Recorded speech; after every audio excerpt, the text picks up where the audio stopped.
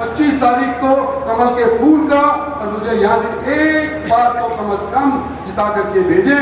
जीत तो वैसे ही जाऊंगा मैं, गुड़गामा से जीत जाऊंगा, रेवाड़ी से जीत जाऊंगा, लेकिन मेवात वालों मेरे को अपने आंकड़े पर जिता करके भेजो, ये मेरी आपसे उम्मीद है। साथियों, मैं आपके लिए नया नहीं हूं। अगर राजनीतिक तौर के ऊपर देखा जाए तो 2009 से लेकर के अब तक मेवात में आकर के मैं अपने लिए वोट मांगता है, और 2009 के अंदर जब मैं पहली बार जीता था परिसमन आयोग के फैसले के बाद, तो मुझे केवल 80,000 की जीत दर्ज हुई थी। 2014 में मैं फिर वोट मांगे थे, और 2014 के अंदर मैं 2.5 लाख से वोट जीत करके, और गुड़गांव की जनता ने मुझे पार्लियामेंट भेजा था। तीसरी बार जब मैं 19 के अंदर इलेक्शन लड़ा, तो उस टाइम मेरे को 4.25 लाख लोगों ने जिता, 4.25 लाख वोटों से लोगों ने जिता करके भेजा। ये तो मेरा राजनीतिक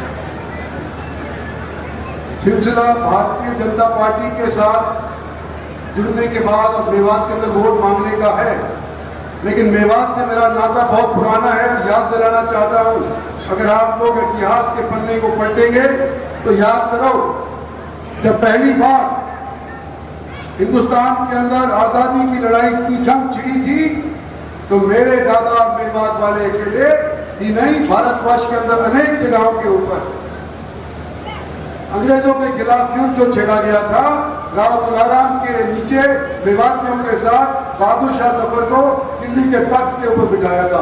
तो हमारा वास्ता 1 साल का नहीं, 10 साल का नहीं, सैकड़ों साल का है।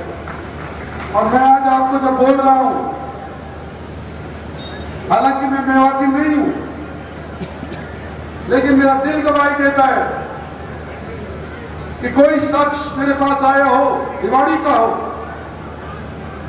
कोई शख्स मेरे पास आया हो गुड़गांव का हो, कोई शख्स मेरे पास आया हो मेवात का हो, मैंने इनके अंदर बिल्कुल भी फर्क नहीं आता। अगर उसकी बात जायज थी तो उसके लिए मैंने अपनी आवाज बुलंद करी है।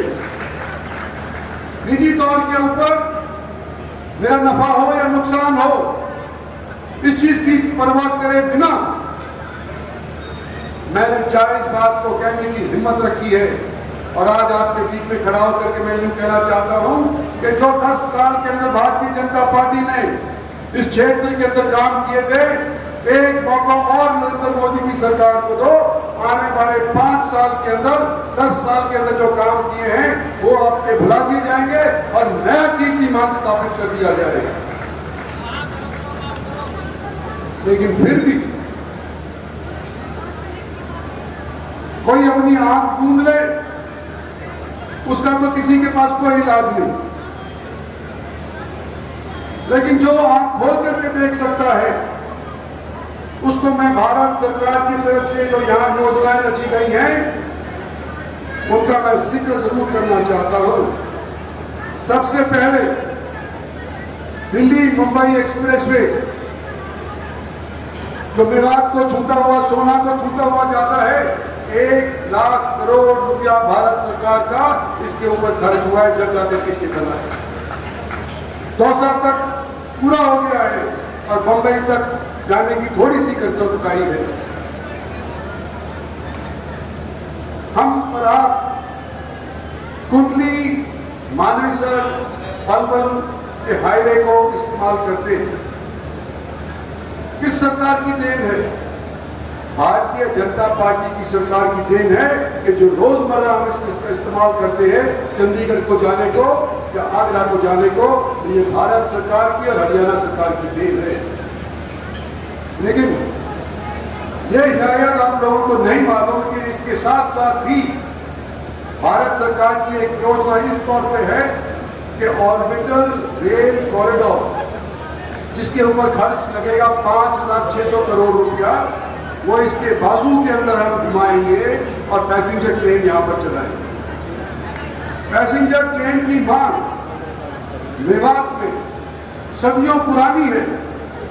ऑर्बिटल रेल कॉरिडोर के माध्यम से पैसेंजर ट्रेन कम से कम ताउडू के हिलके के अंदर तो चल जाएगी और आने वाले समय के अंदर इंशाअल्लाह हम मेवात के अंदर भी ये ट्रेन चला के दिखाएंगे।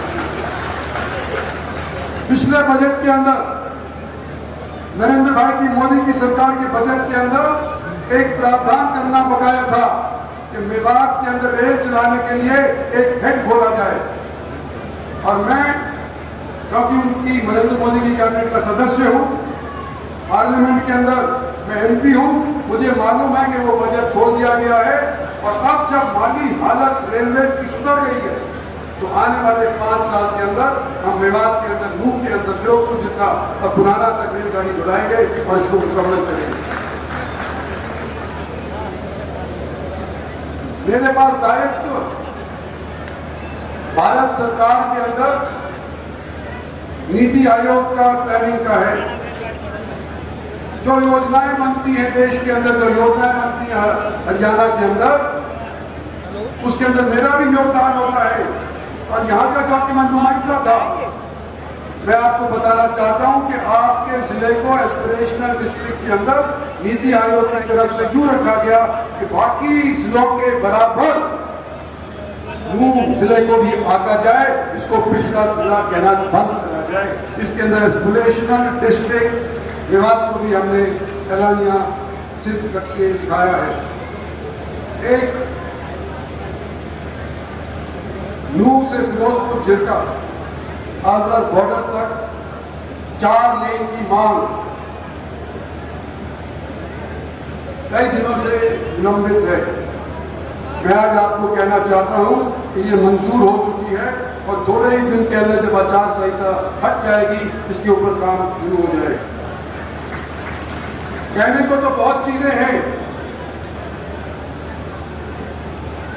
लेकिन सीधी बात करने की केवल एक है